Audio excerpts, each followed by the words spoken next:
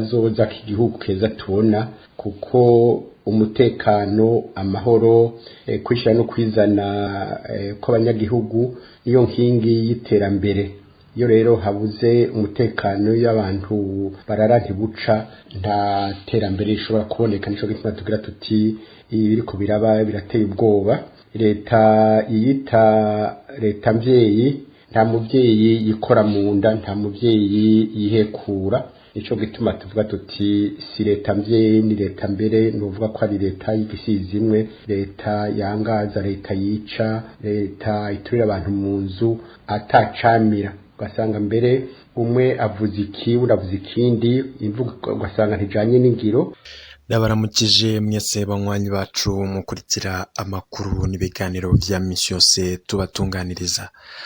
Ari amakuru yihuta cane hadushikiye, ngira ngo murazi neza ko turiko turabakorera amatohoza kubirabana n'icuka c'intambara ndetse n'umutekano muce uri kuravugwa ngaha mu gihugu cacu. Hari amakuru turonse yihuta cane rero ku bategetsi b'u Burundi, ndetse biboneka yuko vyatanguye kwibonekeza yuko icuka c'intambara ndetse n'umutekano muce mu gihugu cacu c'u Burundi bitanguye kwibonekeza cane. Mu kiringo rero c'amezi abiri Evaristo Ndayishimiye yagiye ku butegetsi, biraboneka yuko hatanguye kuba ibintu bikomeye cane. Ndayishimiye yobafashe ingingo ikomeye kubirabana n'ibitero, ndetse no kuvuga yuko hari umugwi w'abagwanyi winjiye mu gihugu c'u Burundi. Ese muri Rumonge hoho vyifashe bite? Turaza kuraba vyose ndetse turabe n'irya nino mu gihugu cacu c'u Burundi ingene umutekano uhagaze, ndetse nico abihwezi vya politike bavuga. Tuze no kumviriza vyose ku butegetsi bw'u Burundi. N'amakuru yose rero twagutohoreje, ndetse tuba twifashishije abamenyesha amakuru bacu bakorera irya nino ngaha mu karere k'ibiyaga binini, ariko cane cane abamenyesha amakuru bacu bakorera ngaha mu gihugu c'u Burundi. Ari amakuru yo kwihuta badutohoreje, nayo turaza kuyarabira hamwe, tunarabe ibiriko biravugwa vyose muri rusangi. Ntahandi hantu namwe rero uzokwigera urondera amakuru y'amakuru atohojwe neza n'abamenyesha amakuru b'abahinga mu gutohoza amakuru yanyegejwe, ya makuru utazokwigera urondera ahandi, cane cane ko abamenyesha amakuru bacu bishikira hahandi n'abategetsi bobo ubwabo nyene batariko baravuga ibiriko birahabera. Twebwe yose tukayagushikiriza kugira umenye ibiba biriko bigenda biba. Mbere yuko rero turabira hamwe icuka c'intambara ndetse no mu kutari myiza uri muri Rumonge cyane no mu gihugu c'u Burundi, bivugwa yuko hari abagwanyi babandanije ibikorwa vyabo, reka mbanze gusabe gufyonda subscribe canke se s'abone niba utarayifyonda, kugira turaje twibanira amakuru n'ibiganiro vyacu tuba twagutunganirije vya misi yose. Uramanuka musi y'iyi video iburyo bwawe uraba handitse subscribe nimba ukoresha ururimi rw'icongereza, canke se ahanditse s'abone nimba ukoresha ururimi rw'igifaransa. Neza gufyonda ko kandi araba ari ivy'agaciro gakomeye cane. Reka rero dutangure n'aya makuru yacu mu buryo bw'idonido. Nkuko nabikubwiye mu mfunyafunyo, hariko haravugwa icuka c'intambara, haravugwa ingingo ikomeye iriko irafatwa n'ubutegetsi bw'igihugu c'u Burundi, hakaba hari n'ivyo abihweza ivya politike basigura ku ntwaro ya Evaristo Ndayishimiye, ndetse n'ivyoba bigiye gushika. Twarabashikirije amajambo akomeye cane ariko arashikirizwa na ambasaderi General Major Godefroid Niyombare kubirabana n'integuro yiwe yo gufata ubutegetsi. Ibi vyose kandi akaba atabirimwo wenyene, akaba abirimwo hamwe na Rajab Hussein, ndetse hakaba hari n'abandi banyapolitike bahunze kubw'imvo za politike nyene. Birumvikana cane cane abenshi bahunze mu njyane za politike zabaye mu gihugu cacu mu mwaka w'ibihumbi 2015. Benshi bagiye bahunga rero kubwo kutumvikana ku ngingo zariko zirafatwa n'umuhisi Petero Nkurunziza zo kwiyamamariza ikiringo ca gatatu. Byose rero vyaragiye biboneka yuko benshi mu banyapolitike bagiye bahunga bahunze kubw'imvo za politike kandi batishimiye ubutegetsi buriho. None biraboneka yuko ngo rero n'ubundi intwaro ya CNDD-FDD ibandanya ibikorwa vyayo, aho bamwe bavuga yuko ngo ari intwaro y'agahotoro, intwaro icinyiza abanyagihugu, intwaro ititako agateka kazina muntu ndetse n'abatavuga rumwe nayo. Aya makuru yose rero tukaza kuyarabira hamwe ndetse tukaza kumviriza muri rusangi ingene byafashe indi ntera ndetse biriko biraboneka yuko ibirabana n'umutekano wabaye ndanse nka mu gihugu c'u Burundi, cane ko abanyagihugu benshi bari bitegereye yuko hagiye kuba ikintu cohinduka ku ntwaro ya Evariste Ndayishimiye, ariko biraboneka yuko kuva yaja ku butegetsi abantu barenga 100 barishwe ndetse abandi baranyuruzwa. Ivyo vyose turaza kumviriza, ndetse biraboneka yuko muri rusangi atacyahindutse ngo kuko n'impamvu Umuhisi Petero Nkurunziza yari yashize mu kibanza c'umukuru w'igihugu Evariste Ndayishimiye, hari uko yari yizeye neza yuko azobandanya gukora ivyo nawe nyene yakora. Aya makuru yose rero niyo ndibuze kugenda nkubwira mu buryo bw'idonido, tugenda turabira hamwe, ariko nkaba nagusaba gufyonda subscribe niba utarayifyonda, ndetse nkaba nanaguha kaze utwumviriza uri ngaha mu gihugu c'u Burundi, nawe utwumviriza uri mu gihugu cibanye cyaricyo cose, ndetse nawe utwumviriza uri mu mwanya w'amakungu. Mwese turazi ko mukurikira amakuru n'ibiganiro vyacu vya misi yose. Reka rero tubanze dufate akaruhuko gatoyi, turaza tubandanya n'amakuru yacu mu buryo bw'idonido.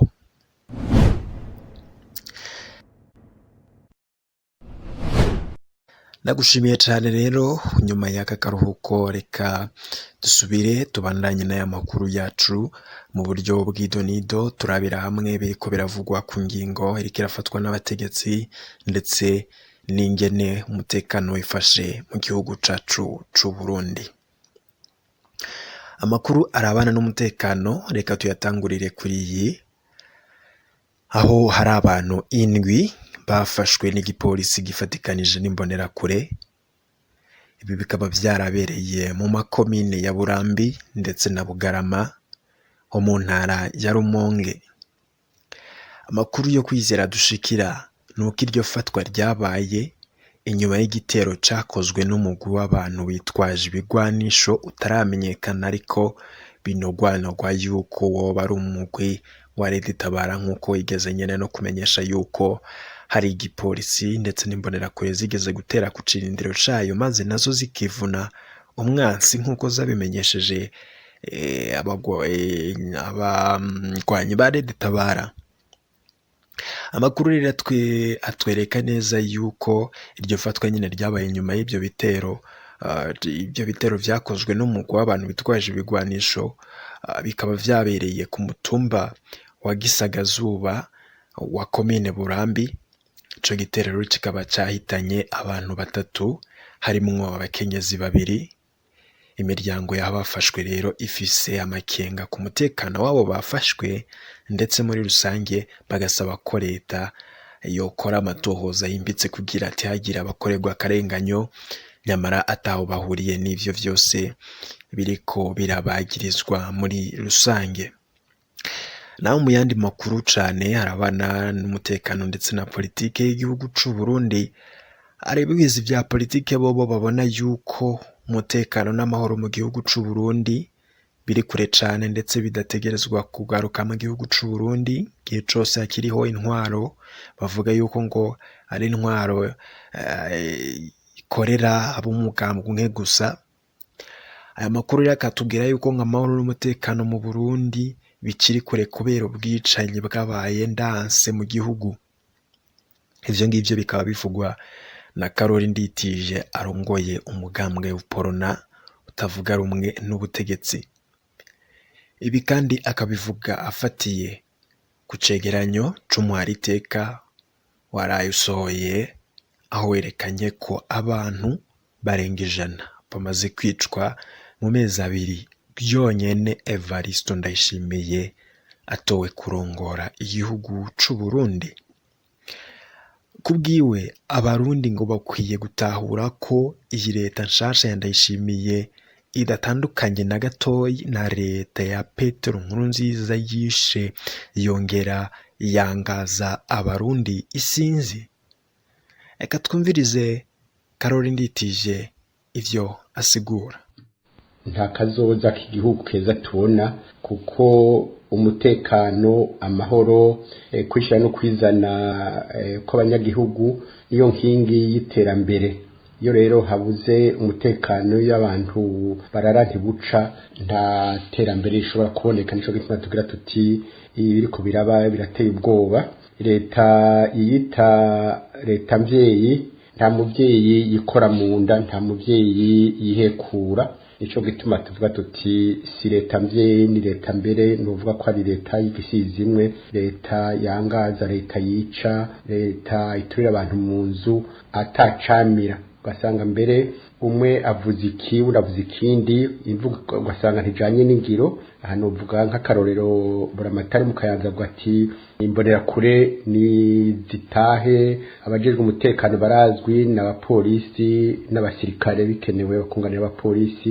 Mugabo umushikiranganje zikini bigira jejwe gwaruka ati urahumba imbonera kure nizimere magabo niziruke kuri bose batavuga rumwe na leta, nizice nizwi ibyo dishaka. Ugasanga rero ibivugwa sibyo bikorwa. Tukagira tuti iyi leta rero niko harahindutse abatwara igihugu, mugabo n'umungu wa gwaruzi nta kizigizigi cuko ibintu bigiye kuja mu buryo amahoro, umutekano, abantu bishire bizane barye duke baryame kare. Nta kazoza keza tubona, birateye ubwoba n'agahinda.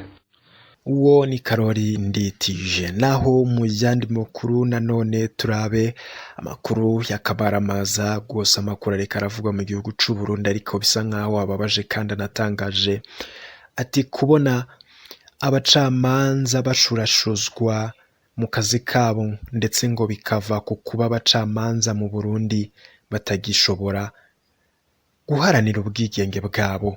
Ivyo vyose nibishikirizwa n'umushingwamanza Vitali Nshimirimana yigeze no kurongora urwego rw'abacamanza mu Burundi CMABU. Umushingwamanza rero Vitali Nshimirimana afatira ku vyashikirije cyangwa se ku vyashikiye abacamanza bo muri sentare isubiramwo imanza ya Ntahangwa kuwa 25 Myandagaro, aho umugwi w'imbonera kure wakubaguraga abacamanza babiri bagiye gushikiriza urubanza rujanye n'itongo. Uru rubanza rero kuburabuza abacamanza mu kazi kabo ngo birahanwa n'amategeko. Naho rero baba bari kwitonga ubwo bubasha bw'abacamanza ntibureza ngo butakare.